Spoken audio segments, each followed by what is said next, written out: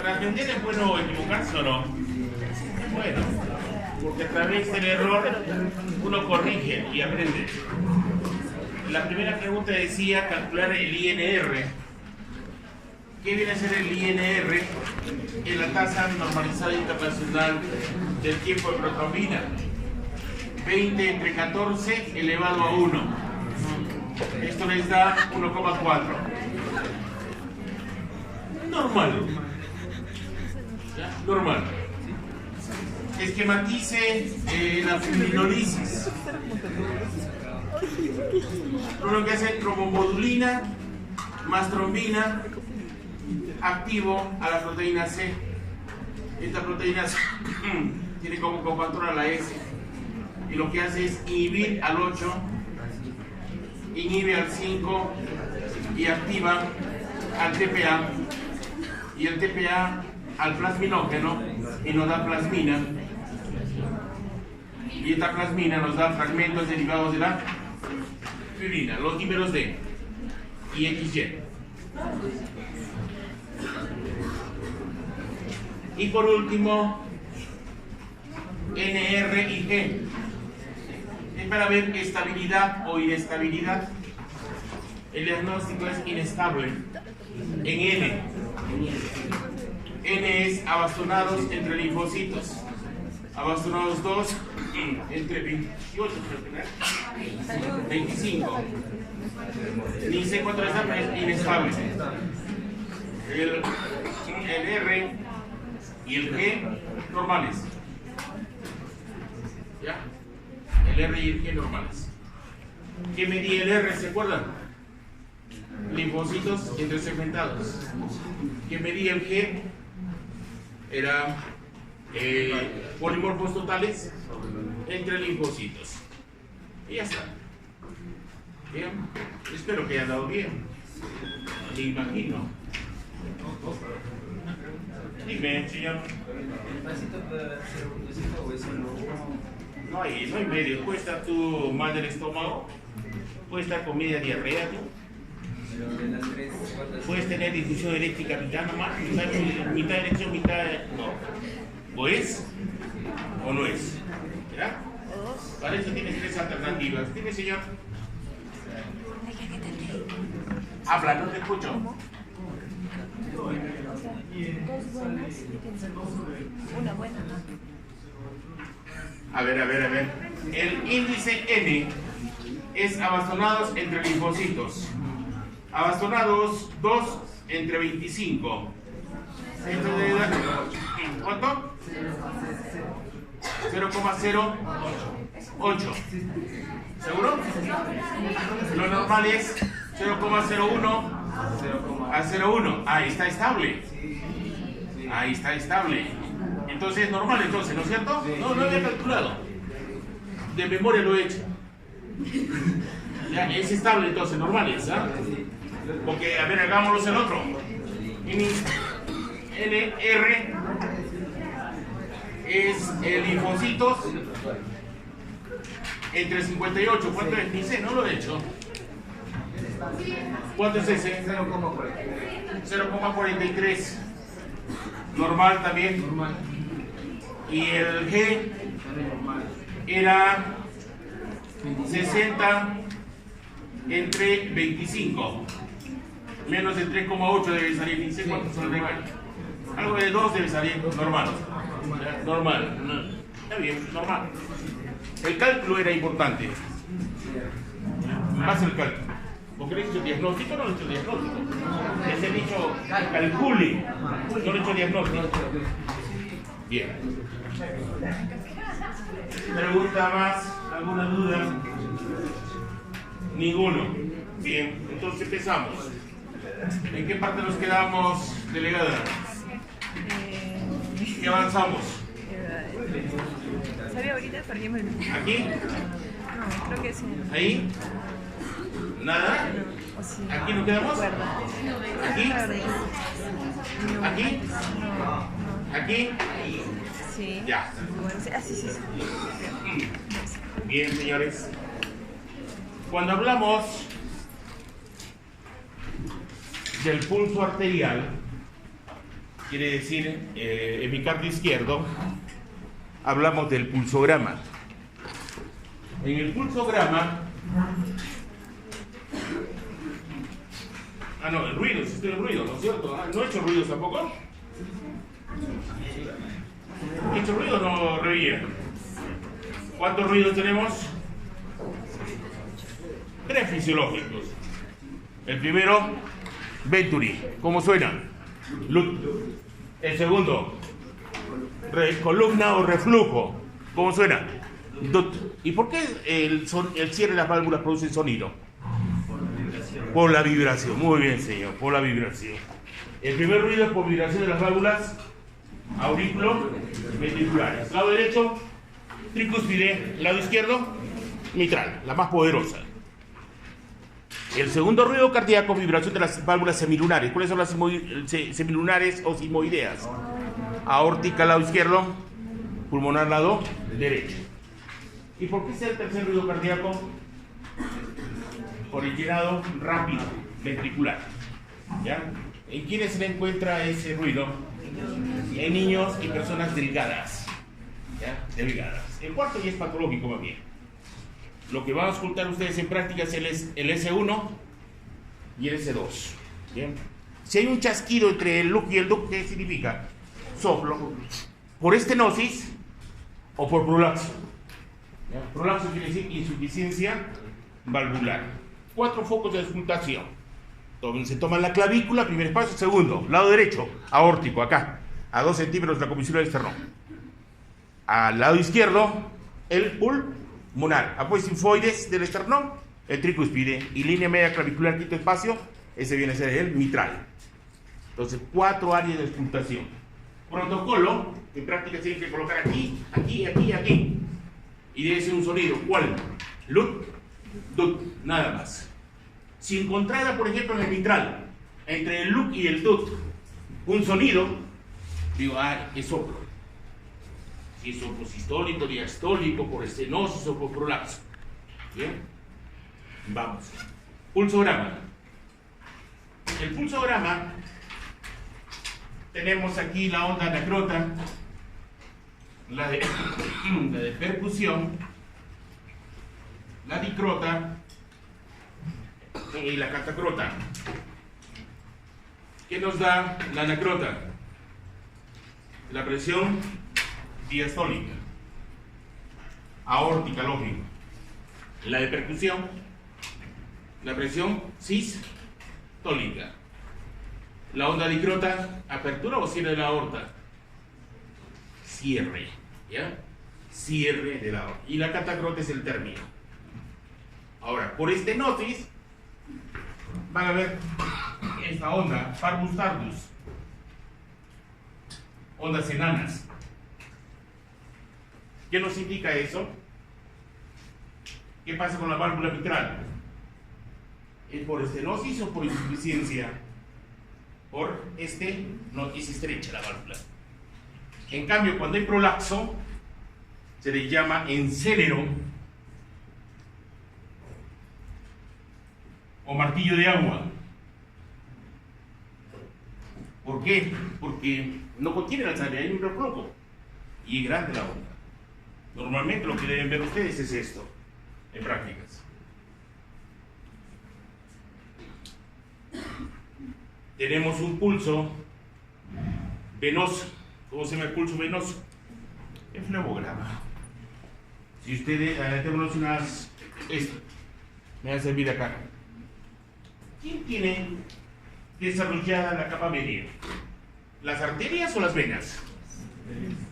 Las arterias, lógico. Entonces, vean la capa media, delgada, frente a esta capa. ¿Quién me ofrece capacitancia? Las venas. ¿Quién me da resistencia? ¿Quién colapsa? ¿Quién dilata? Venas. Entonces, estas fácilmente, cuando no pasa sangre, se colapsa. Pero cuando pasa sangre, puede dilatarse. ¿Por qué? Por su estructura. La capa media es poca fibra muscular lisa. En cambio, este tiene elevada estructura de fibra muscular lisa. Este va a ofrecer ¿qué? Resistencia. El otro va a ofrecer capacitancia. En base a eso, ustedes van a entender lo de acá. Que en el flebograma yo tengo ondas de distensión 3A CB. Si aplican la mnemotécnica, ¿qué sería?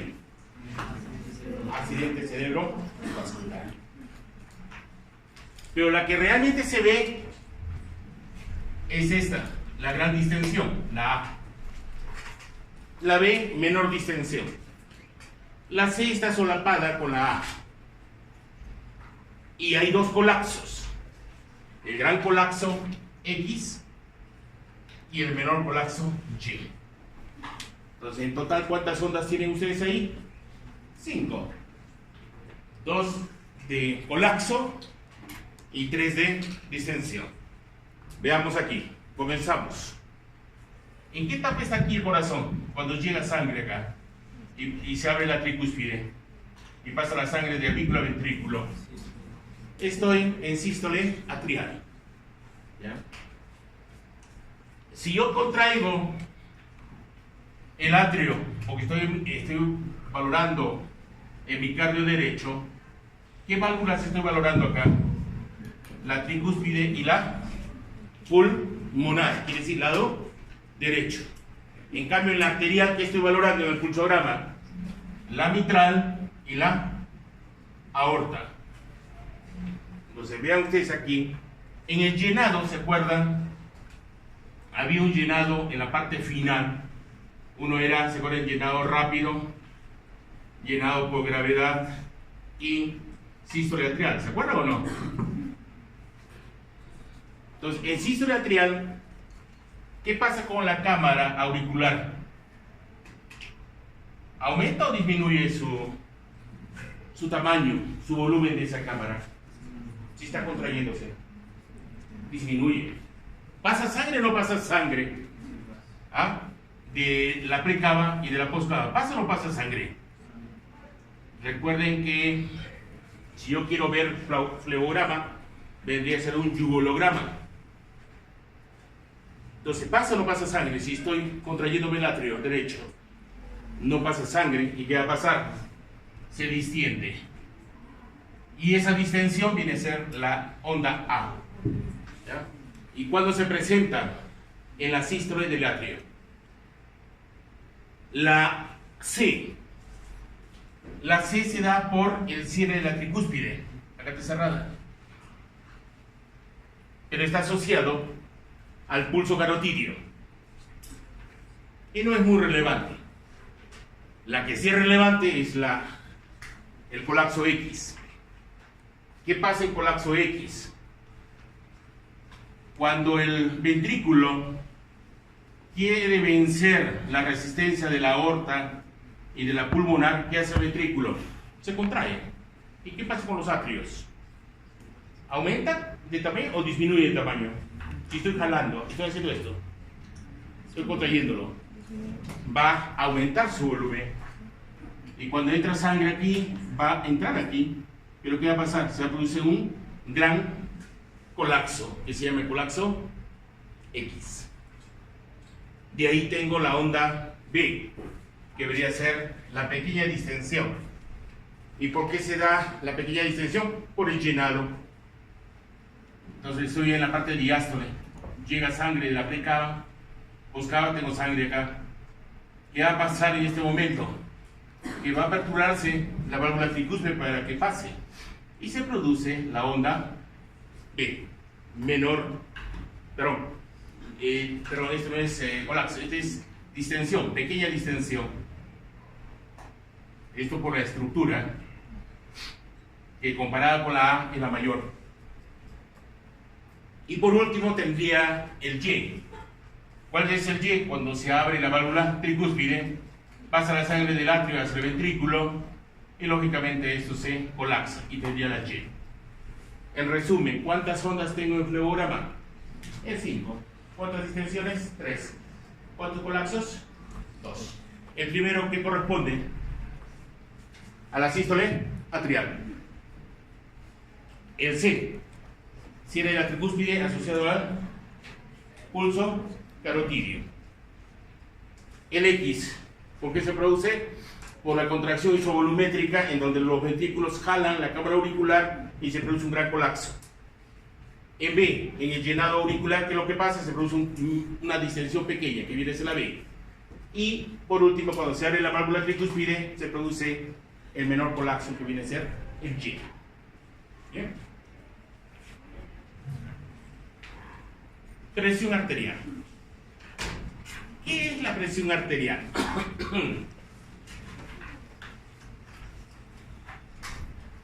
Si yo tengo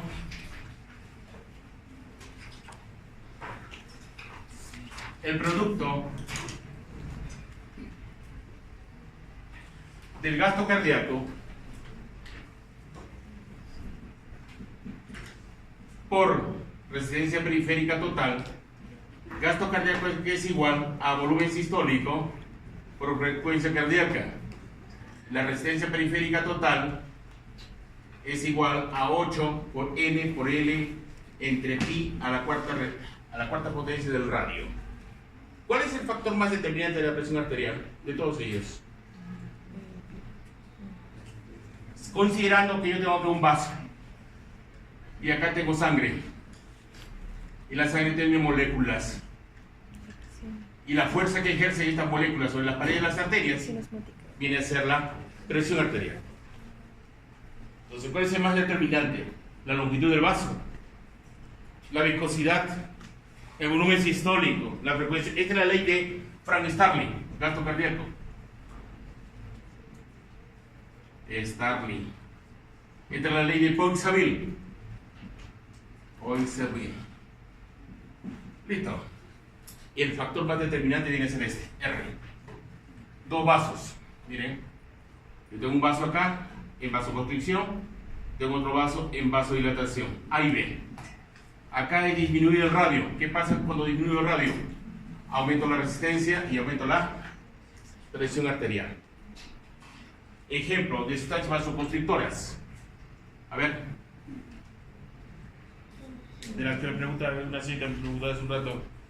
Tromboxano A2, ¿es vasoconstrictor o vasodilatador? Vasoconstrictor. Epinefrina. Depende. La epinefrina, cuando actúa sobre el receptor alfa, que produce vasoconstricción, actúa sobre el receptor beta, vasodilatación. Pero la epinefrina tiene más relación con el beta que por el alfa, de tal manera que la norepinefrina tiene más relación con alfa. Conclusión: la norepinefrina se comporta como vasoconstrictor porque actúa sobre el receptor alfa. En cambio, la adrenalina sobre el receptor beta, que provoca vasodilatación. ¿Tiene inervación el sistema vascular parasimpático? ¿Sí o no? Casi nulo. El parasimpático es nulo. Tan solo simpático. Y por el alfa contraigo y por el beta relajo. Eso es universal. Ahora, ustedes han visto la inervación del corazón. ¿Es más simpático o parasimpático? Más simpático. Porque gobierna cámaras y gobierna nodos. En cambio, el parasimpático, ¿qué gobierna? Tan solo nodos. O gobiernan las aurículas y los ventrículos. No, tan solo nodos. ¿Qué nodos? Sinusal y nodo auriculoventricular. Si yo estimulo un estímulo parasimpático, cabría esperar que haya bradicardia o taquicardia. Bradi. En cambio, simpático, tac. Examen. ¿Qué estímulo será? Tac. Simpático, parasimpático. Simpático. Lucha, huida. Pero no todo el tiempo el humano está en lucha, huida. Está en reposo. En este momento está en reposo. ¿Qué estímulo tiene? Parasimpático. Parasimpático. Aunque cuando es función reproductiva sean los dos. ¿Cómo sean los dos? Para que haya erección necesito parasimpático. Para que haya eyaculación, simpático. ¿La mujer tiene erección? Sí. ¿Eyacula? Sí. Ya lo van a ver en el reproductor. ¿Ya? Tienen que aguantar hasta el próximo semestre. ¿Ya? Ahí vas a usar todo eso. Entonces, mire, una sustancia vasodilatadora en B, acá por ejemplo podría ser tromboxano A2, endotelina, y más, 5-HT, 5-hidroxitriptamina, etc. Aquí óxido nítrico, la PGI2, la prostacyclina. Si yo provoco vasodilatación, ¿qué pasa con el radio? Aumenta. ¿Qué pasa con mi resistencia? Disminuye. ¿Y mi presión arterial? Disminuye. ¿Ya? Así funciona. Entonces el determinante aquí es el radio. ¿Qué es el pi? No sé si expliqué del pi, no recuerdo, yo me olvido. ¿Qué es el pi? ¿Hicimos eso o no? ¿No han jugado al pi ustedes? Tú eres Núñez, ¿no es cierto? Dime Núñez, ¿qué es el pi?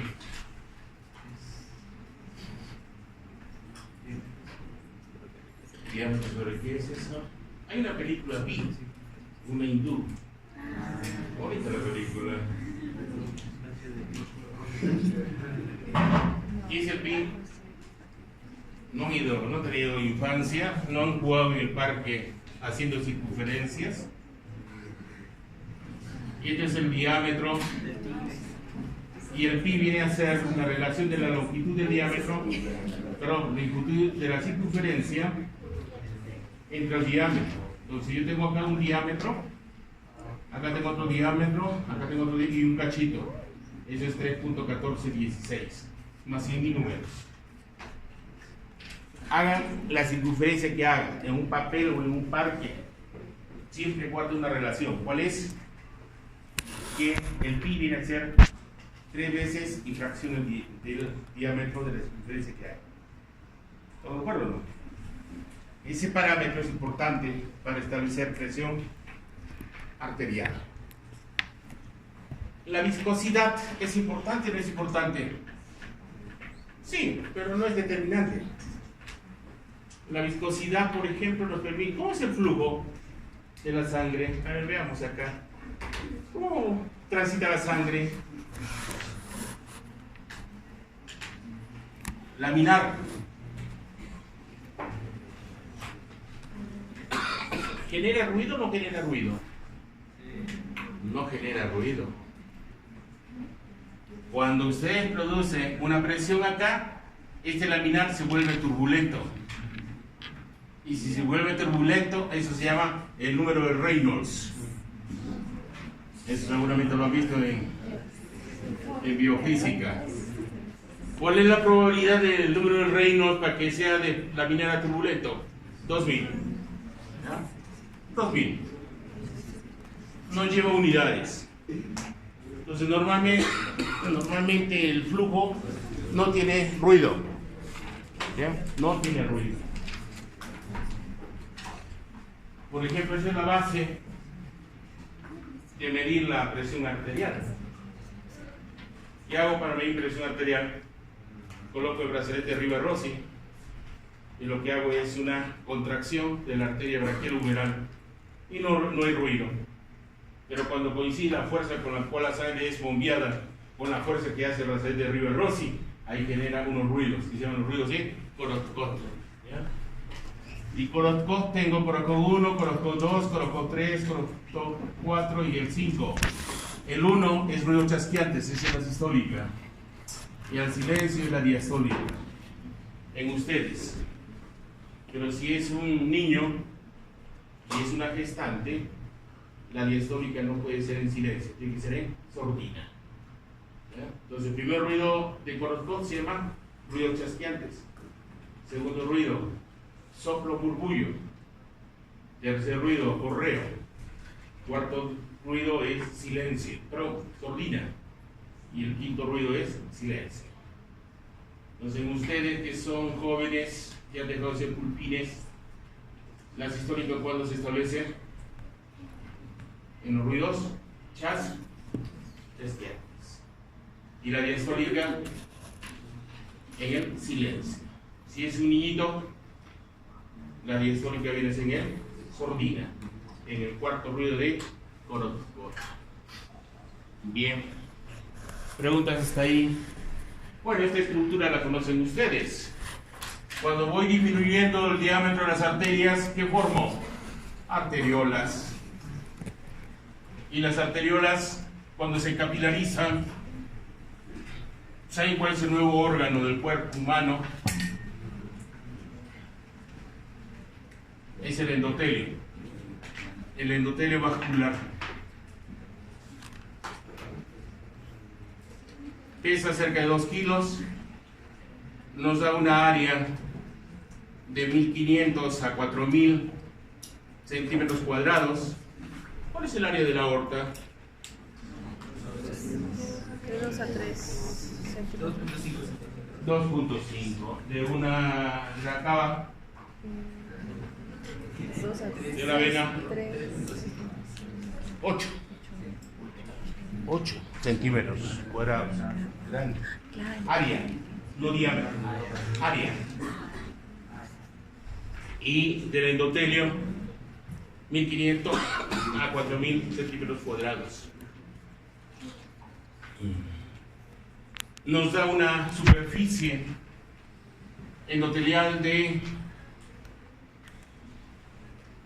7000 metros cuadrados. ¿Es grande o no es grande? Y pesa 2 kilos y está asociado a toda patología. Por ejemplo, trombosis, ¿con qué está asociado? ¿Se acuerdan cuál era el trombo? El que está pegado a la pared del vaso. ¿Está asociado a endotelio o no? Hemorragias, hiperlipidemias, cáncer, diabetes, hipertensión, insuficiencia renal. Todo está asociado ¿con quién? Endotelio vascular. Es el nuevo órgano. ¿Y en dónde se establece eso? Aquí. En la capilarización. ¿Dónde intercambio gases? ¿Ah? En el endotelio, en los capilares. A través de poros, o a través de fenestras, o a través de sinusoides. ¿Dónde no hay capilarización y hay sinusoides? 3 órganos: hígado, vaso, médula ósea. ¿Bien? Ahí no hay capilarización, sino hay sinusoides. ¿Dónde intercambio nutrientes? En la capilarización. ¿En dónde establezco la respuesta inmunológica? ¿Por dónde salen las células? La capilarización y las brechas, o en las células ocluyentes.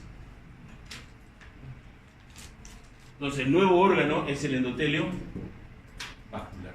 Y ya les expliqué, establece resistencia por su capa media, musculatura lisa. Este tiene pobre, este colapsa y se distiende. Fácil observar esto. ¿Cuándo observo esto? ¿Cuando uno está parado o está echado? Cuando uno está echado. Por efecto de la gravedad, toda la sangre se va para abajo. Y la presión es 0. Cuando estoy parado, gravedad. Gravedad. ¿Qué he dicho? ¿Al revés? Ah, no, es semántica pura.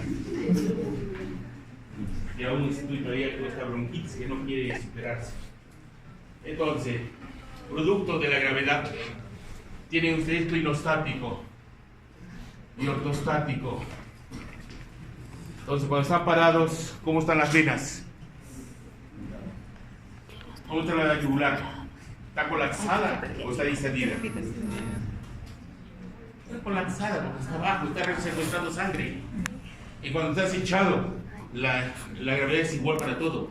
Y ahí vas a observar la onda A y el colapso X, el gran colapso. Bien. Regulación vascular. Tenemos controles que nos permiten evitar la respuesta isquémica. ¿Ya? ¿Qué viene a ser la respuesta isquémica? ¿En isquemia provoco lesión o no? Sí, esa lesión se llama injuria. ¿Puedo sufrir infarto o necrosis? Sí, eso se llama necrosis, infarto. Entonces, la respuesta isquémica está asociado a disminución de oxígeno, aumento de CO2 y aumento del aumento de los geniones si quieren ya, disminución de pH ácido. ¿Cuál es lo normal de oxígeno en arteria? 100, ese es el valor de 100. Si tengo menos, hipoxemia. CO2 normal en sangre arterial, 40, en sangre venosa, 46. El pH normal, ¿cuánto es? 7,4. Y oscila en límites muy estrechos, 7,35 y 7,45. Si aumentan, problema. Si disminuyen, problema. Esas tres condiciones que nos indica respuesta isquémica. Para ello, el sistema vascular nos da una presión arterial media funcional. Esa viene a ser la presión de perfusión.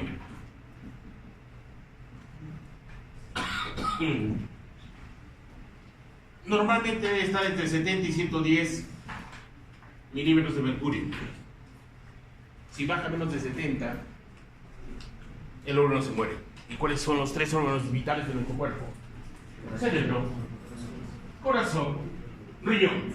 Aunque el orden correcto debería ser cerebro, riñón, corazón. Así funciona. ¿Qué pasa si es menos de 70 en el riñón? Va a sufrir necrosis. ¿Ya? Va a sufrir necrosis. ¿Y a qué viene a ser esta presión media funcional? Es igual a 2 diastólicas más una sistólica entre 3. Esto les va a dar alrededor de 95 milímetros de mercurio, 93 puntos de infracción. Lo pueden calcular a través de también una presión diastólica más un tercio de la presión pulso. ¿Qué es la presión pulso? La presión diferencial. Sistólica menos diastólica. ¿Bien?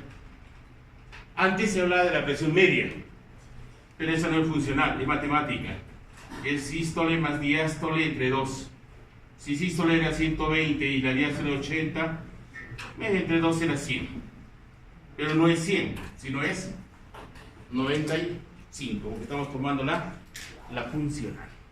¿Cómo regular la presión arterial? Tiene varios controles. Uno, neurológico. A través de sustancias vasoconstrictoras y vasodilatadoras, controlo el hecho vascular. Ejemplo, estímulo simpático. Si es simpático, ¿quién actúa acá? Para que busca vasoconstricción. El alfa o el beta. El alfa. ¿Quién? Noradrenalina o norepinefrina. Vasodilatador, óxido nítrico, PGI2. No olviden eso. Cuando yo les pregunte, en un epitelio sano, ¿quién impide la activación de las plaquetas? El PGI2 y el óxido nítrico. ¿De dónde viene el óxido nítrico? De la arginina. ¿De dónde viene el PGI2? De la prostaciclina. ¿De dónde viene? Del ácido araquidónico. ¿De dónde viene el ácido araquidónico? De los fosfolípidos de membrana, que toda célula tiene. ¿Que se forma a partir de qué? De la fosfolipasa 2 y de la fosfolipasa C. Ya conocen ustedes eso. Control hormonal. El control hormonal de sustancias vasoconstrictoras. ¿Será correcto esto la epinefrina ahí? ¿O tendría que ponerle norepinefrina? Si es vasoconstrictor. Norepinefrina. ¿Bien? Angiotensina 2, que ya lo conocen ustedes. Sistema renina, angiotensina, aldosterona. Sistema renina, angiotensina, aldosterona, ya lo conocen. Y la ABP, la vasopresina. ¿Por qué se le llama ABP? Porque aparte de ser antidiurética, ¿qué hace? Vasoconstricción. ¿Cuándo? Cuando actúa sobre receptores B1. Sobre B2, retienen agua. B1, vasoconstricción. ¿En dónde? En sistema vascular. Vasodilatador. ¿Está bien epinefrina o no? Lógico que sí, porque esto es sobre el estado beta. Y el natriurético auricular. ¿Cuántos natriuréticos auriculares conocían ustedes? 4. A, aurículas; B, ventrículos; C, hipotálamo, endotelio; y la U en riñón, la urodilatina. ¿Bien? Pero aquí viene la parte importante, reflejos locales. Este es sumamente importante. Teoría miogénica. Pregunta del examen es esto. Obligatorio. En el núcleo liso vascular hay unos canales que se llaman canales mecánicos dependientes de calcio. ¿Cómo funciona esto? Cuando aumenta la presión arterial, el vaso se distiende. Y cuando se distiende, hay unos receptores de distensión que liberan calcio, permiten el ingreso del calcio y producen una vasoconstricción, refleja. Si yo tengo vasoconstricción, quiere decir que el flujo va a disminuir. Entonces, es un control intrínseco del vaso, porque si yo aumento presión a un mismo diámetro, aumenta el flujo, pero es un riesgo. Imagínense y ustedes bailan perreo, y se van a 120 de presión media funcional. Ya no llegan a 110, llega a 120 presión media funcional. ¿Provocará daño el aumento de la presión cerebral? ¿Sí o no? Sí. O vamos al revés, va a ser menos de 70, llega a 65, hay una hipotensión. ¿Provoca respuesta isquémica o no? Sí. ¿Va a producir necrosis? Sí. Entonces, esto evita ello.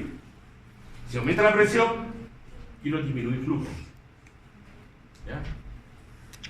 O lo contrario, disminuye la presión arterial, no se distiende, no libero calcio y provoca una vasodilatación.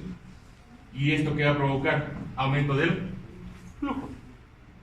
Porque mis órganos, que les he dicho, los 3, cerebro, riñón y sistema coronario cardíaco, deben tener una presión media funcional.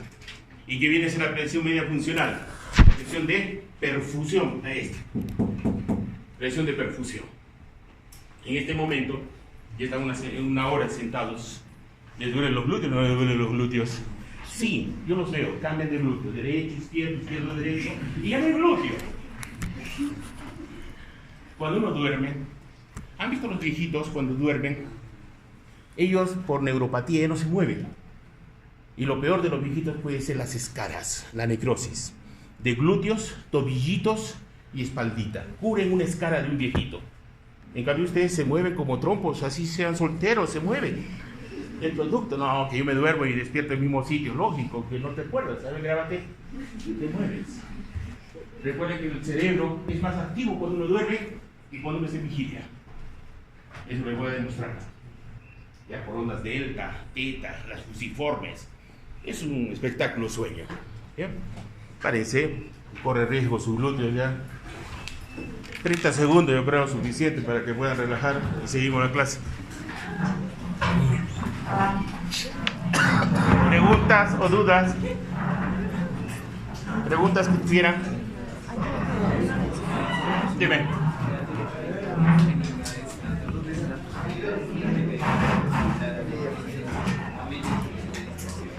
Ya, te explico a todos.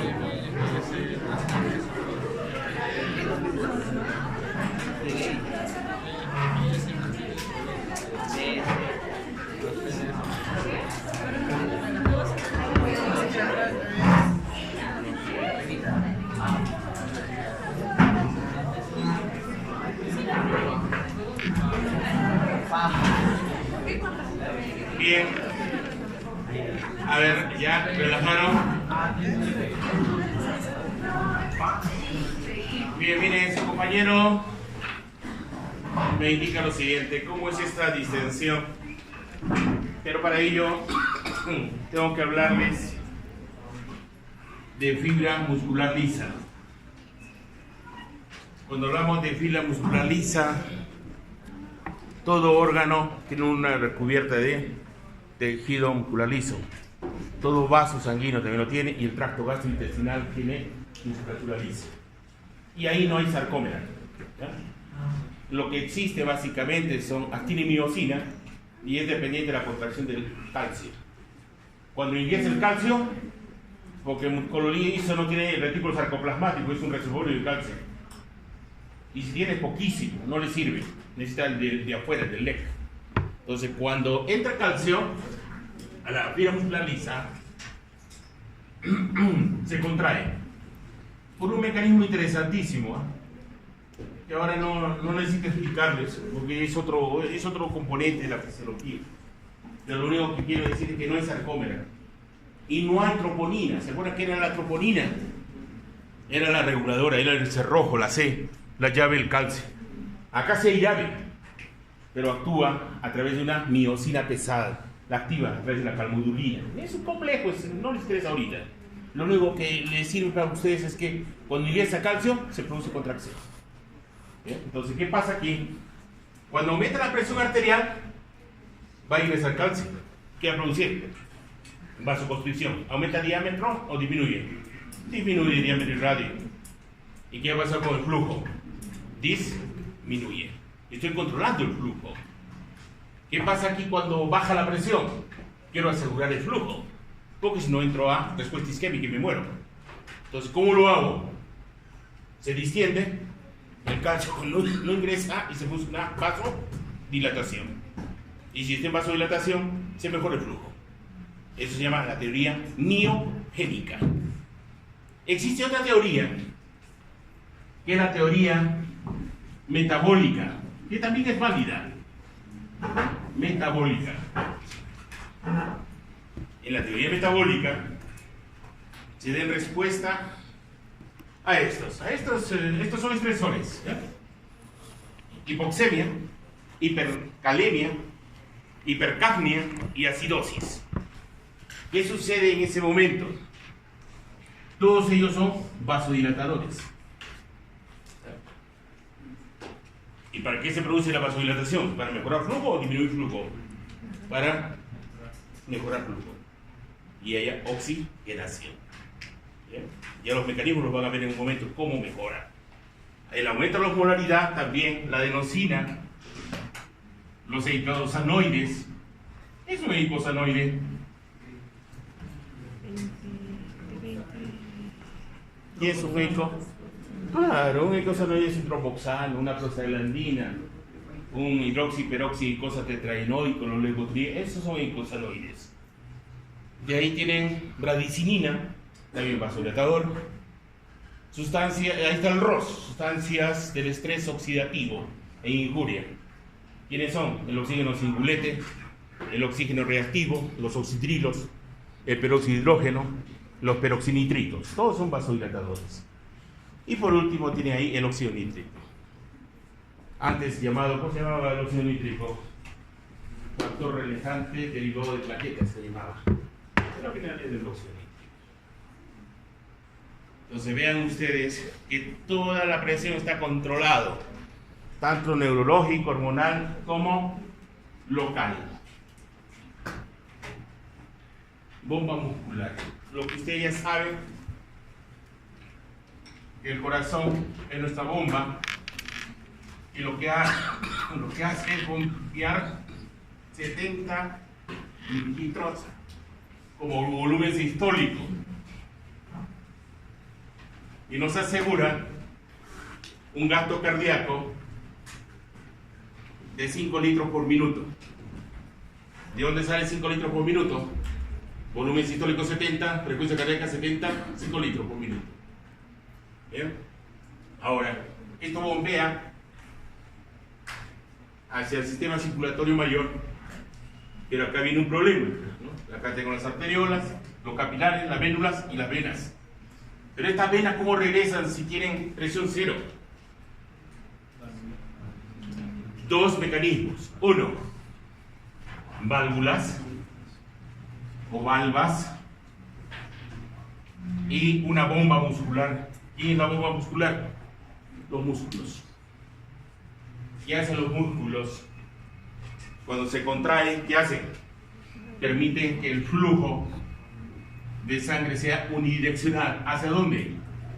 Hacia el hemicardio derecho. Pero además existe una fuerza de aspiración y una fuerza de propulsión. La fuerza de propulsión está dada por vis a tergo. Esta. ¿Qué viene a ser la vis a tergo? Cuando se contrae el ventrículo, hay una fuerza propulsora residual que va hacia las arteriolas, hacia los capilares y hacia las vénulas que permiten el retorno venoso. Y tenemos el vis a frontis, que es una fuerza de aspiración. Y esa fuerza de aspiración se da en los pulmones, en la inspiración. Entonces tengo vis a tergo, fuerza de propulsión residual, producto de la sístole ventricular, y vis a frontis, una fuerza de propulsión durante la inspiración.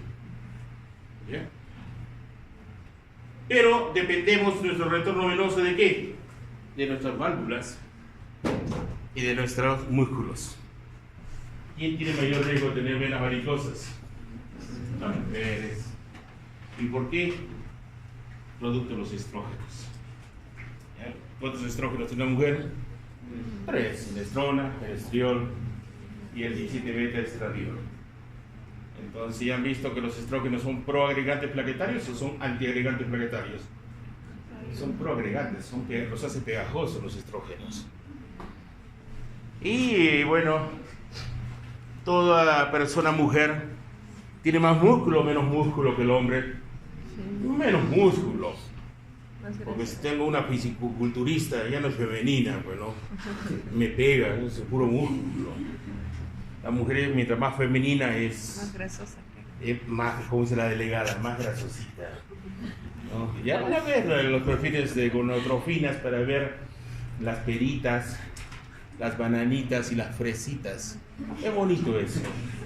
¿Ya? Es bonito, es un espectáculo y eso nos dice cómo es su función reproductiva. ¿Ya? Todo está ahí, enmarcado. Esa es Camila. Entonces, nosotros, nuestro retorno venoso no es lo mismo que decir precarga, por si acaso. ¿Qué viene a ser la precarga? La precarga viene a ser la distensión o relajamiento de las fibras ventriculares del corazón. ¿Producto de qué? De retorno venoso. Entonces, eso es precarga, llenado. ¿Y qué es poscarga? La contracción en la sístole ventricular. Entonces, no es lo mismo retorno venoso que precarga. La precarga es retorno, perdón, es la llegada de sangre de la precava y la poscava. ¿De dónde viene la sangre de la precava? Del cerebro y de las extremidades superiores. ¿Y de la poscava de dónde viene? Del tronco y de las extremidades inferiores. Pero la precarga, ¿qué viene a ser? Es cuando se distiende, se relajan los músculos, los miocitos del ventrículo. Y con la fuerza que se contrae viene a ser la poscarga, oferta y demanda. Entonces, en presión arterial, igual como el evento cardíaco, tengo una presión de bombeo, que viene a ser la presión sistólica, y una presión de llenado, que viene a ser la diastólica. Ya les expliqué esto.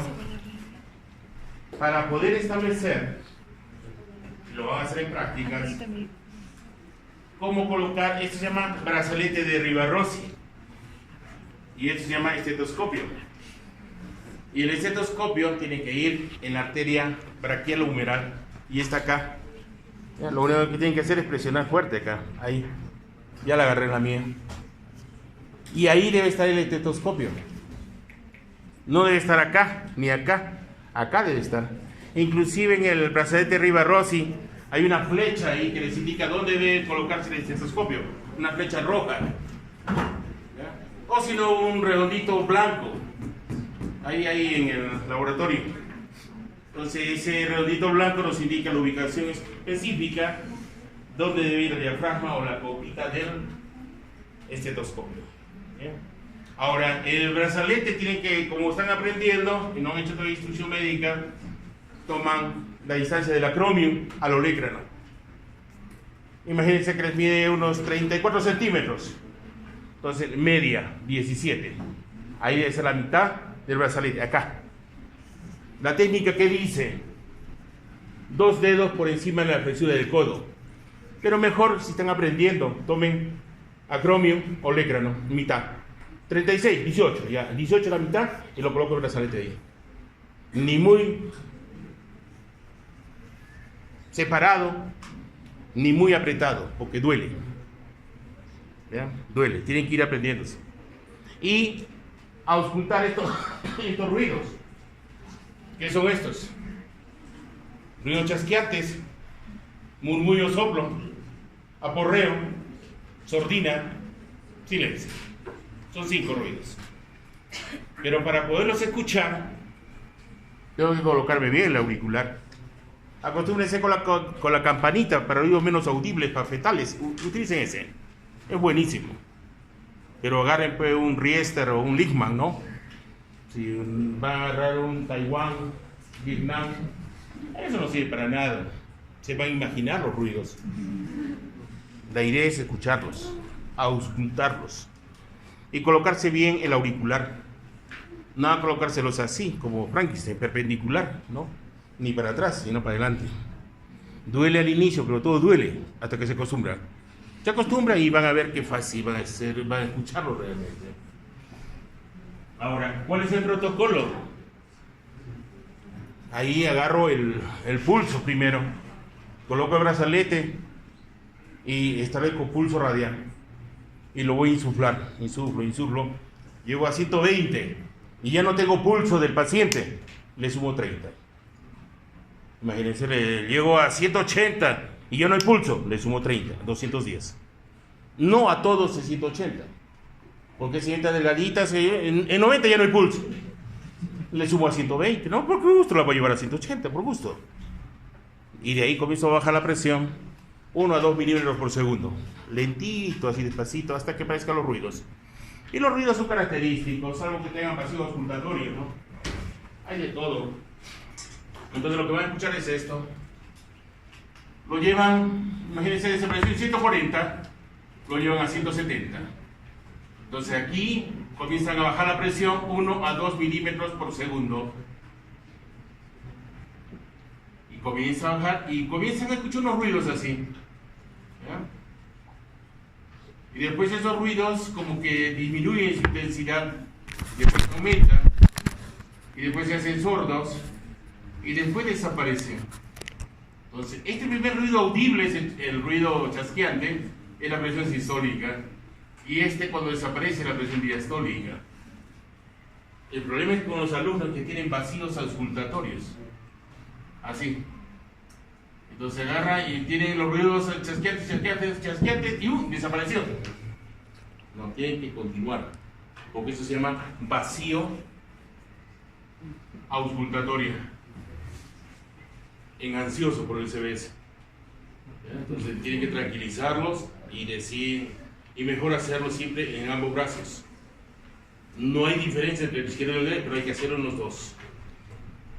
Entonces, repito, el primer ruido audible es la sistólica y cuando desaparece es la diastólica, con excepción de ¿quiénes? Niños y gestantes. ¿Y qué pasa? ¿Por qué hago esa diferenciación en niños y en gestantes? Una simple situación, por el cambio hemodinámico. En gestantes y en niños, no llegan a silencio, se quedan sordinas, llegan a 0 y siguen siendo sordinas. Entonces, ¿cuándo le van a hacer la diastólica? Cuando entró a sordina.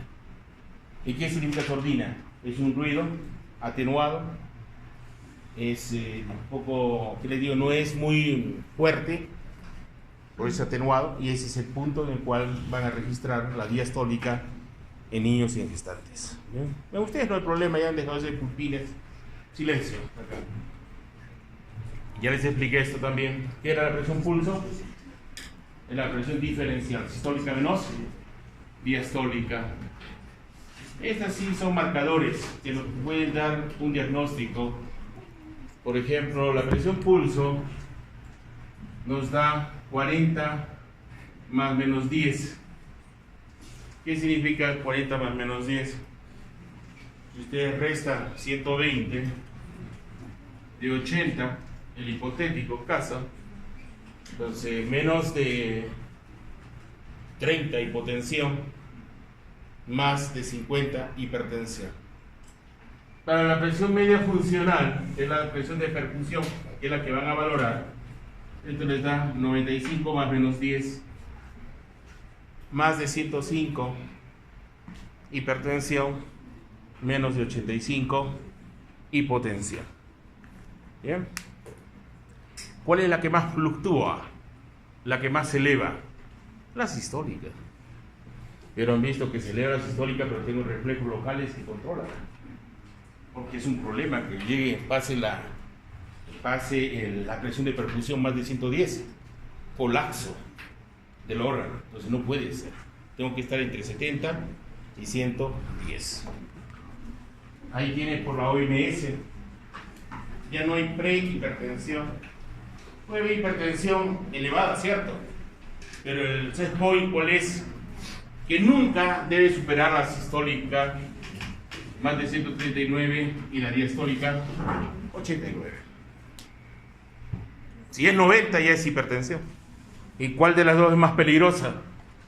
¿La diastólica o la sistólica? La diastólica. Vieron que las embarazadas cursan normalmente con hipotensión, pero que hacen preeclampsia, ¿qué pasa? Aumenta el volumen sistólico final. Y cuando quieren contraerse, ya no pueden contraerse. Y van a llegar a una insuficiencia cardíaca. Y muere el bebito, es ovito fetal, y ella corre riesgo también. Y la diastólica y la sistólica sí fluctúa, pero su set point, ¿cuál es? No debe pasar ¿cuánto? 140. Por ejemplo, los traen en los gimnasios, ellos ven en la máquina el pulso y en forma indirecta miren la presión arterial. En forma indirecta, ya saben ellos que el pulso de un individuo no debe, si no está entrenado, no debe estar más de 140, porque ya es algo implícito. Con 140 debe estar ya superando a 150 de presión. Y hay muchos que tienen problemas cardíacos cuando están en las máquinas. Entonces el entrenador tiene la obligación de ver el pulso, cómo va.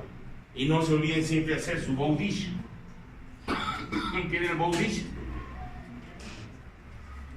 Escalera, trepe, calentamiento. ¿Ya? El calentamiento es importantísimo. Si no van a sufrir un colapso circulatorio. Presión arterial por efecto de la gravedad. Cuando nosotros estamos de pie ortostático, tenemos problemas para perfundir el cerebro. Entonces, como presión media funcional tenemos 95. Si está por encima, ¿no? Cualquier arteria que esté por encima se resta, y cualquier arteria que esté por debajo se suma. ¿Qué? El factor de gravedad. Imagínense que quieren establecer la presión arterial de una arteria que está a 100 centímetros por debajo del corazón. Entonces dice, ya, voy a establecer 95 más menos el producto de 0,77. Si está a 100 centímetros, puedo multiplicar. Entonces esto me va a dar alrededor de, póngale unos 170 y fracción. Ya, póngale 175. Y si está por 10 centímetros por encima del corazón, entonces tendría que restar acá. 0,77 por 10, pero restan de 95. Y esto les va a dar alrededor de unos 88 milímetros de mercurio. Entonces, cálculo, ¿no? Ustedes les gusta la calculadora. Entonces, conclusión, toda arteria que está por encima del corazón tiene mayor presión o menor presión. Menor presión. Por eso que ustedes sienten los fosfenos o ven los fosfenos. ¿Qué son los fosfenos? Lucecitas que se prenden y se apagan. No es fin de año, sino que hay menos sangre que está llegando ¿a dónde? Al cerebro. ¿Y qué voy a sentir? ¿Qué voy a sentir? Una hipotensión. Y estoy hablando de qué reflejo. Harish-Besol. ¿Cuál es la tríada de Harish-Besol? ¿Se acuerdan? Hipotensión, bradicardia y apnea. ¿Ya? y me desmayo. Entonces, ¿dónde se dan los principales accidentes?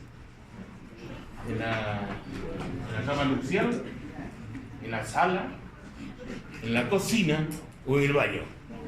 Ya saben que el baño, ya tienen que cuidarse. Y todavía si no tienen esa antideslizante se resbala y ya se ve. Su delegada creo que se ha caído. Salud, Carito. Gracias. Rápido se ha ido. Me falta regulación. Y ya de esto que lo dejamos tomar. ¿Sí, no? Ya. Entonces les voy a pedir que la próxima clase vengan lo más puntual posible, ¿ya? El día jueves creo que tenemos, ¿sí? Sí. ¿Ya? A las 7. A las 7 puntos. Voy a arrancar. ¿O 5? ¿Podrán venir 5 para 7? Sí. ¿Ya? 5 para las 7 para ganar un tiempo. No te preocupes. ¿Ya? Comienzo 5 para las 7. 1, 2 segundos. Un bellaqueo bien rico. No, hemos estado cantando.